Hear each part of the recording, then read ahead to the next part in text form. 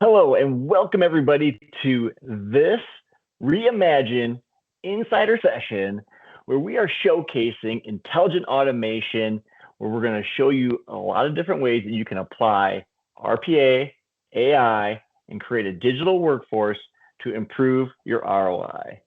So excited to dive into this content with you and actually show you the proven business value that these tools and technologies will bring to your organization. So today we're showcasing Jake and myself to show you all the highlights of this technology and how you can apply it to your business. But first, before we apply it to your business, we need to take a moment and think about how we're going to reimagine your work. You need to take a moment and just step back and think about how these tools and technologies could be leveraged to deliver exceptional outcomes. And I think when you see the examples that we're bringing forward today, you're going to know firsthand how you can apply this technology and these tools to give you those same exceptional outcomes. Because your wins are our wins. When you have success, we have success. And we are here to guide you along that journey today. So what are we going to be talking about in a little more detail for our agenda? Well, first, we're going to lay down the foundation for why you want intelligent automation, why that should be a part of your conversation for improving your operations in 25 and 2026 and beyond. And we're going to go through examples. So actually applying intelligent automation tools, including UiPath RPA, AI agents, and digital workers across a variety of different use cases. So you're going to get to see it in action. And then we're going to apply some responsibility to it, because a lot of people are scared of AI. They're scared of these intelligent agents. They're scared of agentic AI. And we're going to take a lot of those fear factors right out and lay down a nice foundation, a nice blueprint for you to be able to have the governance for scaling and deploying these solutions safely in your organization.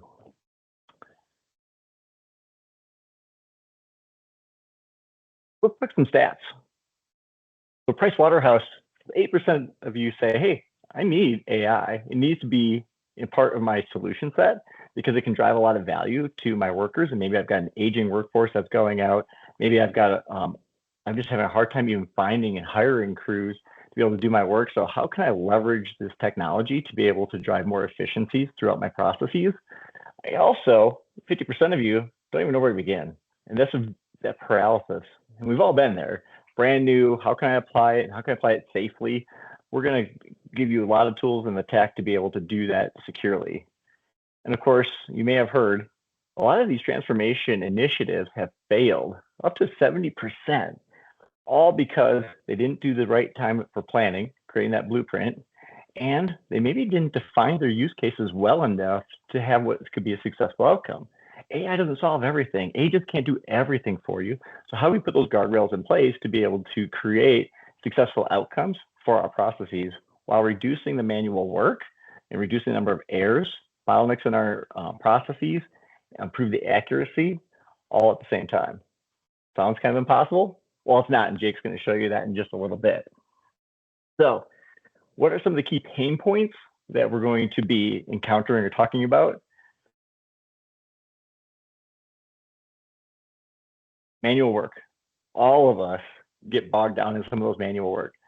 And knowledge workers, many of you may be on here right now, know that if you're spending 60% of your time on repetitive tasks, things that really take no brain effort, at least according to a McKinsey study, that's a lot of wasted time. That's not the best use of your knowledge.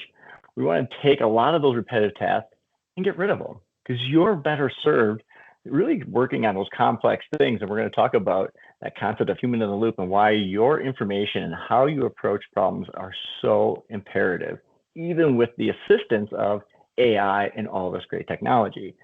But we don't want you doing the basic stuff. And I know in my past, when I've worked on all these projects, we've brought intelligent automation into your solutions, you understood why we did it. And about 6 months later, a year later, like, man, some days I just miss keying. And while keying is wonderful, especially when you're having a hard day, that is not the best use of your time. And we're going to show you why before we get out of this. So what other statistics could we bring to you that would just solidify why you need intelligent automation and AI in your workforce? Well, 30% of the current hours worked could be automated, roughly a third of your day. That's a lot of time that you can put back into maybe doing some product expansions with all those projects that get put on the back burner that you can't do today because you don't have time because you're doing non-value add activities, we can bring back into the mix, which is really exciting. And roughly 42% of the people using and saving time with automation and AI are able to now deliver new things or better outcomes for their constituents, for your customers, or for your employees. And a lot of you managers are doing actual work versus working on building the team and enforcing the team and bringing them more things to the market because you're so bogged down in the daily task work. And so leveraging these tools and technologies will allow you to get that time back and actually deliver better outcomes for your clients. So Jake, with that in mind, let's take a look inside that intelligent automation toolbox that we've been referencing, since we know why we want to do it, and see this in action. Chris, that sounds awesome. I'm super excited to share some real life examples how this seemingly ambiguous technology, it's large, it's complex, it's ever changing, but can be used on a day-to-day basis. So super excited to talk deeper around how that can happen. Now, Chris, one thing I just want to take a minute to talk about. Now, I was at a conference a little bit earlier in the year, and I polled the audience and asked them this exact question. And I have a lot of family members and friends. I have this discussion with them pretty frequently. Is AI science? I'm interested in your thoughts. Well, that's a really interesting question, Jake. And, of course, being an engineer background and working in the scientific field now for quite a long time, I definitely see the blend that AI is certainly a science, but it has an engineering tone to it. So you are definitely going to have an engineering mindset because fundamentally it's scientific in nature, but so it understands some of the things like intelligent behavior and learns from the data. And of course, we love to feed it lots and lots of data. And then you combine that with really good engineering practices and create an AI system.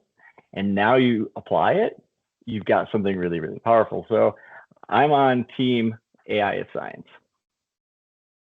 I'm on the same page. Now, what's pretty interesting in all of the surveys that I've done, around a third of respondents will say, no, it's not science, or it's kind of science, it's some kind of blend. So it's really interesting where I would like to take us. And just like you said, science is about understanding your environment, learning, iterating, and then trying to draw a conclusion. That's the history of science. That's how we've reached the points in all kinds of field where we're at. So AI is absolutely a field of science, right? And if you think of computer science, this is that blend of automation, which are all those technologies that can execute a task like a human. AI is really looking at taking all of that data and running algorithms to mimic human thinking and learning.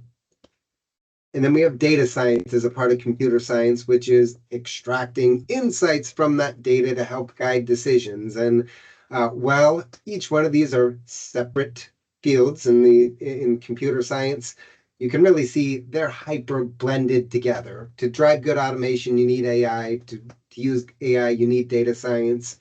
And so I really like to think about all these as the term intelligent automation.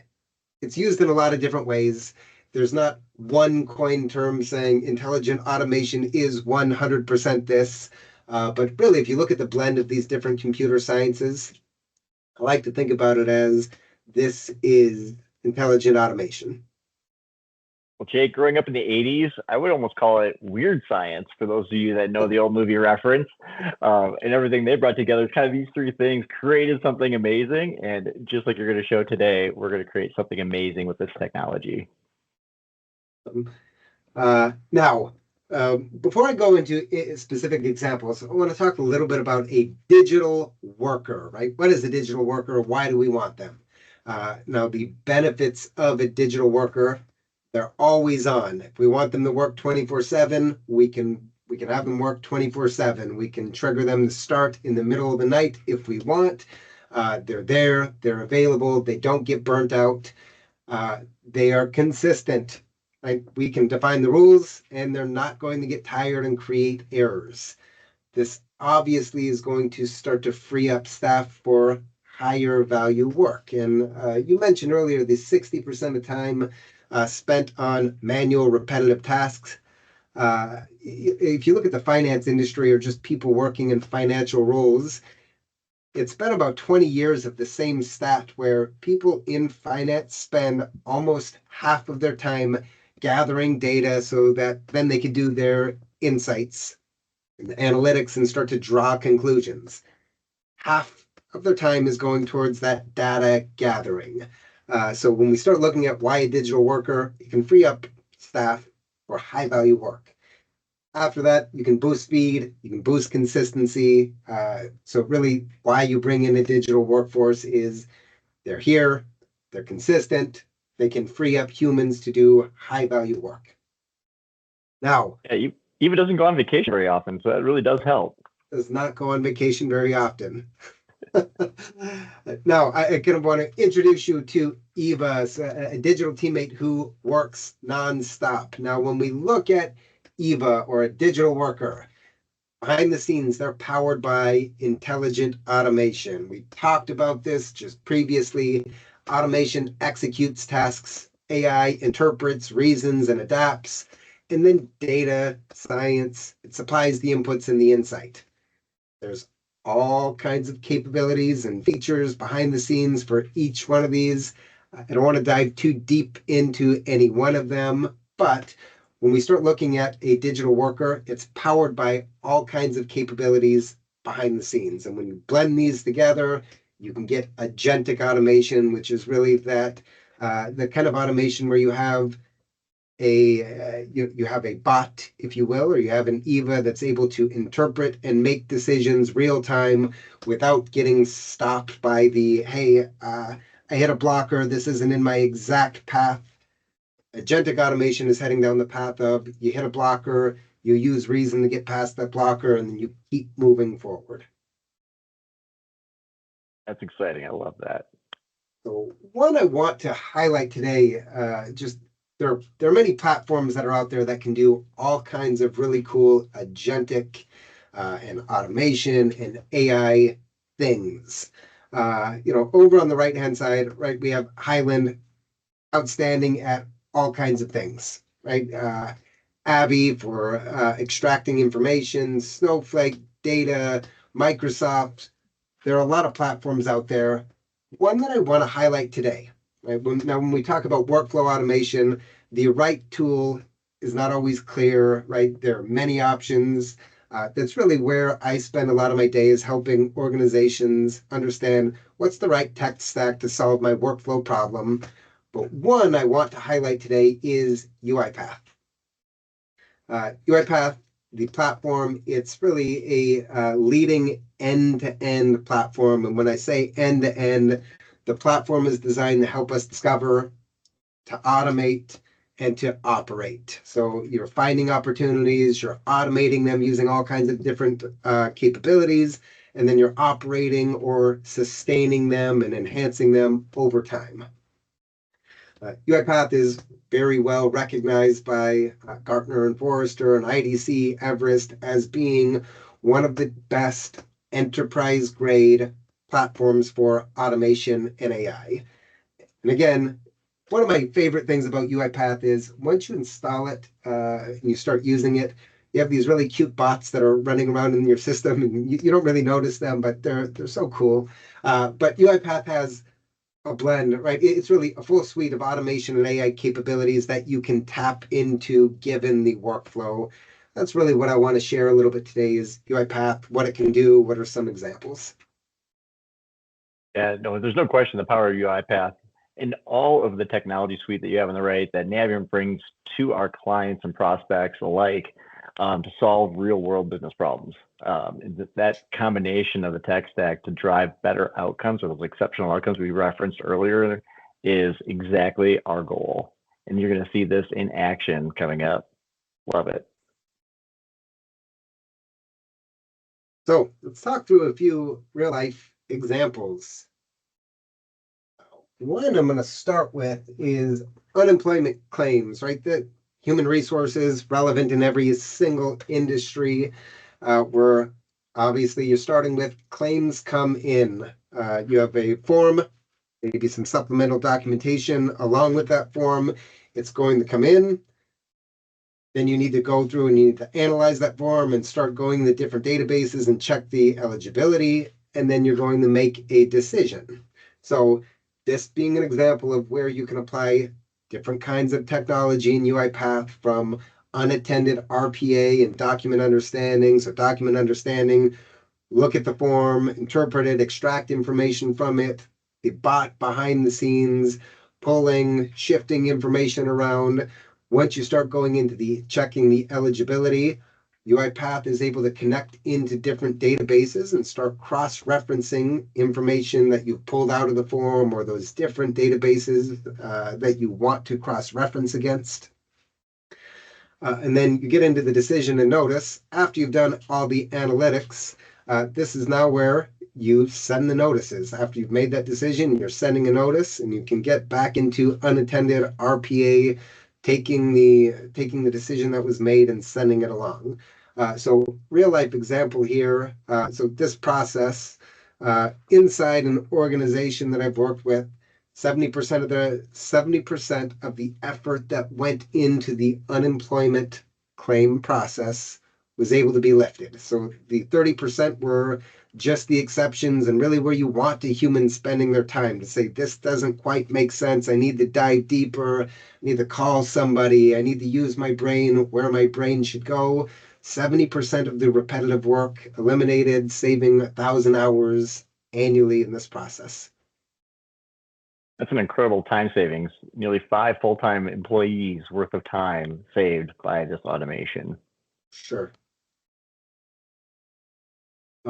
Another project that I'm personally close to, super exciting.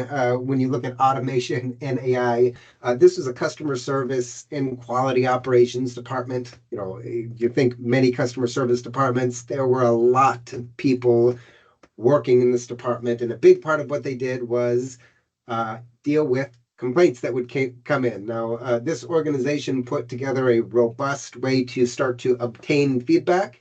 When they put it out there, they got a lot of positive feedback, but also then they opened up the door to start to receive complaints, right? So now they had to figure out a process on how do we deal with all of this and make sure it's done in a manner where people feel heard, you're giving good insight. So this one here, complaints were captured. So again, behind the scenes, from email, from a quality portal, or all kinds of different ways, these complaints are pulled in. There's the matching behind the scenes, the match. Hey, is this Chris? Hey, is this Jake? Does it match to a specific number, a specific request number that had already been in the system?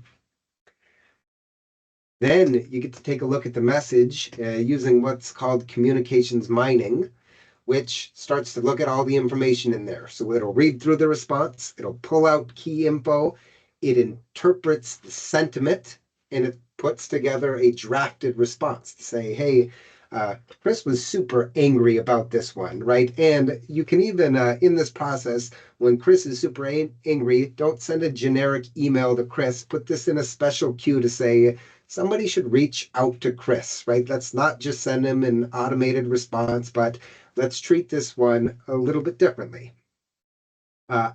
As you're processing through this, and what I'm talking about here is a human in the loop process where some are responded back to automatically, right? Someone is angry, they need a complaint, but it's as simple as providing them the information that they're looking for. Some require a little bit more hand-holding, a warm response. This is where human in the loop comes into play, but then when it's filed into the quality management system, all that data entry is automated. So you don't have to have a human worrying about the keying in this system and going to that system and keying it in. Their touch in the process is highly value add. I love keeping all the systems data entry in sync. That's oftentimes a pain point for folks, multiple systems, and they're not in sync. That's an amazing value. And to your point about perhaps because maybe you want your biggest clients, and if they have a big complaint, you want to give them that first white glove service. You don't want to just give them an automated email saying, thank you for filing your complaint. So I love that use case, Jake. That is really, really powerful, and how you can add value to your client communications and your client experience simply by using these intelligent automation tools. For sure. A couple other I'll run through a little bit quickly, but just to get everyone thinking about the art of the possible, right? This one is this is a commercial banking institution onboarding a business. So packet comes in, right? All of that information needs to be extracted and keyed in somewhere, checked. Did they fill out everything that's needed? Then it goes into the system to start to validate and screen and look for mismatches based on what is already out there and any kind of public record, and then shifting into the decide and record. Again, so much time is spent keying information from one system to another system, and when you can use these tools to make your touches value added and have the keying take place based on your touch, you're able to free up so much time. So this just being another example, during the onboarding process, a human really doesn't need to get involved until there are exceptions or risk score is lower than what you would want, or there's some kind of mismatch where you want somebody reviewing it. Otherwise, you're able to take 60% of the effort out of this process just by layering in a variety of technologies. So cool. And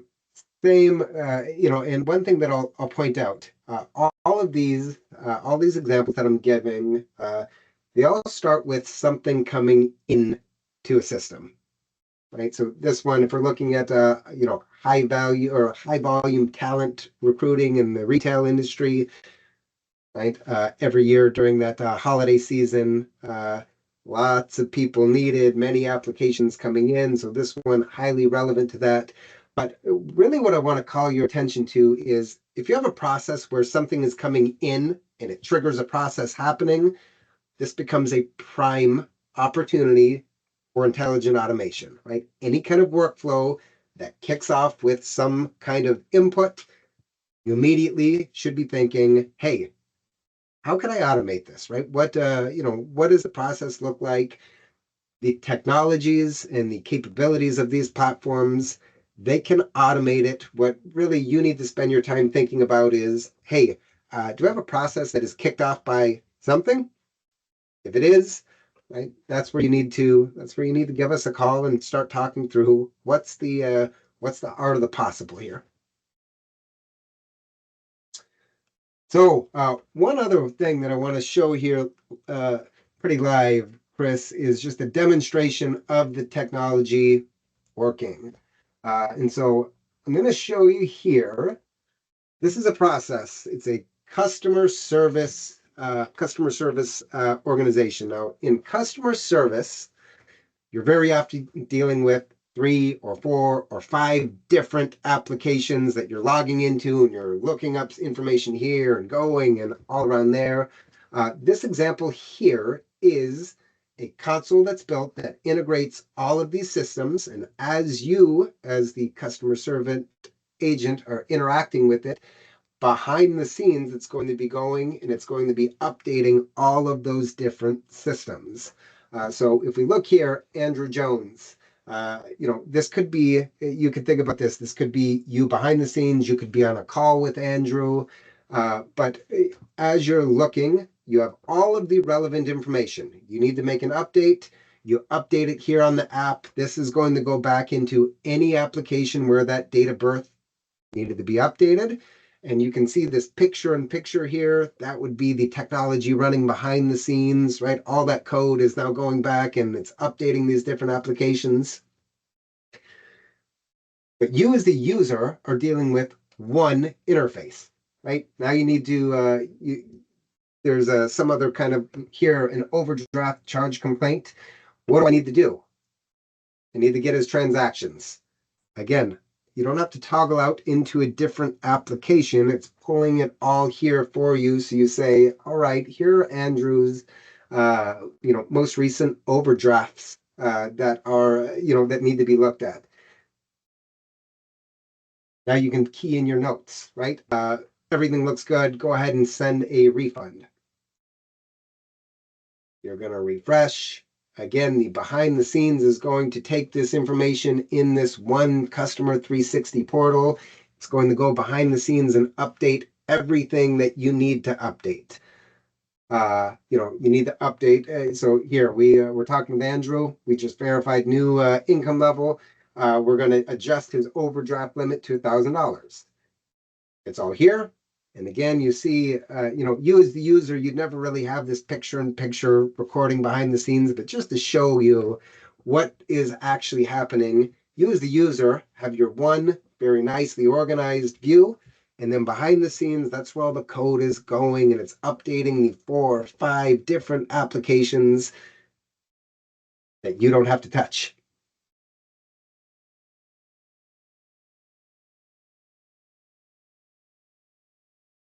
That's an amazing example. I can only imagine how Andrew Jones feels from the consumer perspective, the experience that he's having, and how that score of churn at 81% would probably drop significantly if he was constantly receiving that level of service.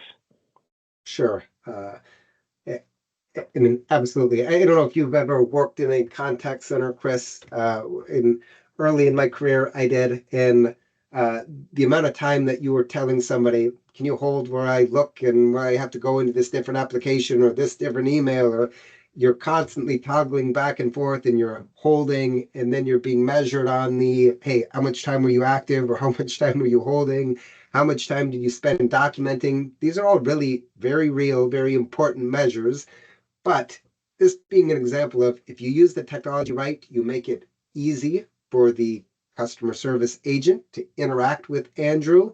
And then, just like you said, Andrew's experience goes through the roof because I don't have to go and toggle through all kinds of different systems and be manually keying and pausing and freezing and holding.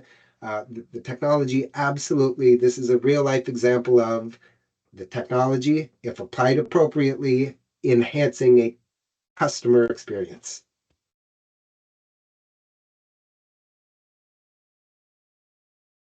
So, Chris, let's talk a little bit about, we understand the toolbox. We've seen a little bit about what it can do. How do we apply this toolbox responsibly? So some of the benefits, we've talked about it a little bit here. You've seen it. If you use AI, if you use it appropriately, you're going to increase speed and efficiency and accuracy. You can enhance experience, and you start having human collaboration, HITL, human in the loop. This is that human interacting back and forth with the technology. You don't have to turn something on and let it run and never interact with it. Human in the loop allows you to interact with the solution and provide those guardrails and that spot check, and you can be the mentor for Eva running around behind the scenes.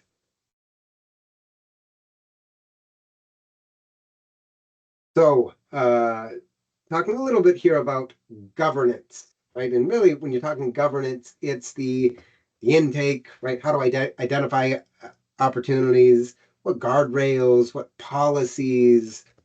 Data and privacy, incredibly important when we start talking about AI. How do we monitor it? How do we make sure that people understand the technology and that we're freeing up capacity? And what are we doing with that capacity after we free it up? I'm not going to go overly deep, but a tool like UiPath, the orchestrator platform, comes embedded with a lot of this, and it's designed to help you do these things, right? It's designed to help you discover and find things, to provide those guardrails and that human in the loop, to make sure your data is secure, according to your industry standards. And then being able to interact and train and free up the capacity for people.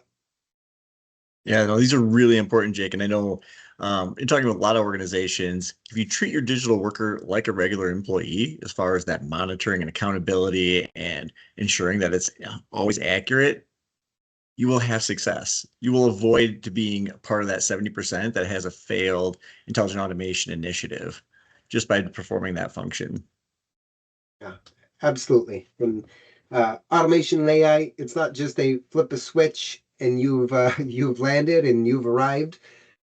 This does require using the technology requires thought. It requires humans being smart, right? And at this point, and I don't really see a time where this is not going to be true. Humans need to provide the governance for the technology to work.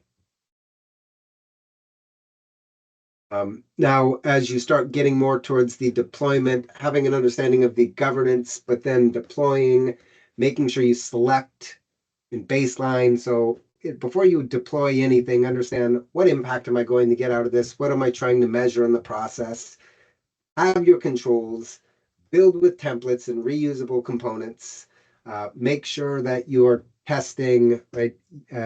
User testing is super important, no matter what the technology is.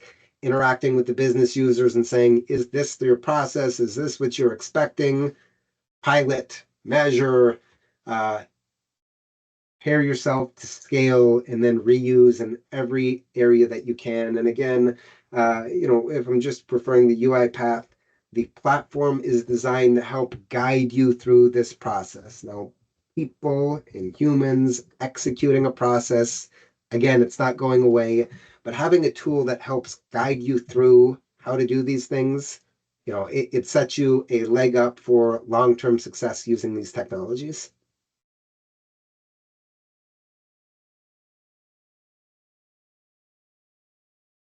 So, overwhelmed? Questions where to start. And we realize Chris and I get to work in this stuff every single day and help organizations use these tools, select the tools, find processes. Having questions is totally normal. And I'll refer back to Chris at the beginning saying almost everyone knows they need to start using it. And more than half of people don't know where to start, right? You're not alone. If you don't know where to start, you're not alone. What we will say here is scan, give us a little bit of information, and this is what we do is just help you understand where can you go next, right? We like to think about a blueprint in your intelligent automation journey, a blueprint setting you up for the future. What do I need to do now? What do I need to do later? What is that step-by-step plan to be able to succeed? That's really what we do. And what my favorite part of what I do is helping individuals, helping organizations set themselves up for long-term success. Yeah, so please click that QR code. It'll send us an email and we'll reach right back out to you and schedule an personalized intelligent automation success roadmap for you. So we'll give you a second to click on, use your beautiful smartphone, send us a quick email, and we'd love to work with you on this automation journey.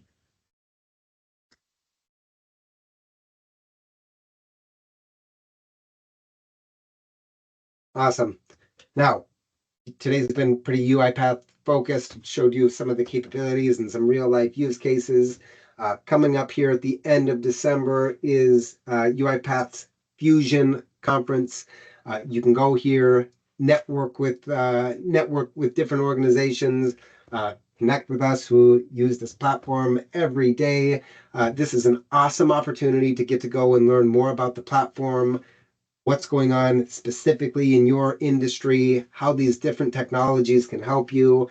Another QR code. I highly encourage you to at least take a look and consider getting out to Vegas. Yeah, we'll look forward to seeing you there. We'll be out there. We'll have a booth, but you can hear firsthand from other customers, other UiPath clients on what their success stories are. Obviously, Jake showcased some of the key solutions that he's brought to the market and those amazing numbers on time savings and overall efficiencies gained, which is immensely powerful.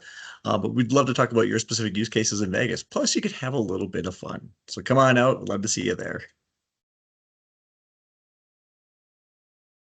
Well, Jake, amazing job. This was another incredible insider session. We covered all the amazing things related to how leveraging the latest tools and technologies can drive exceptional business outcomes. You showcased amazing use cases that really impact everybody. Everybody has these opportunities in their organization, and now it's just carving out a little bit of that time to be able to take advantage of these tools and technologies to achieve those results. And of course, if you want to learn more, you can come right down to that conference and join Naviant there and learn a lot more about it, or just send in your email to us, and Jake and I will work with you to create that blueprint so you can achieve your digital transformation. With that, Jake, amazing job. Love the demo. Can't wait to see more people adopting these tools and technologies to drive better, exceptional outcomes. And we look forward to seeing you next time on our next Insider session. Thanks, Chris.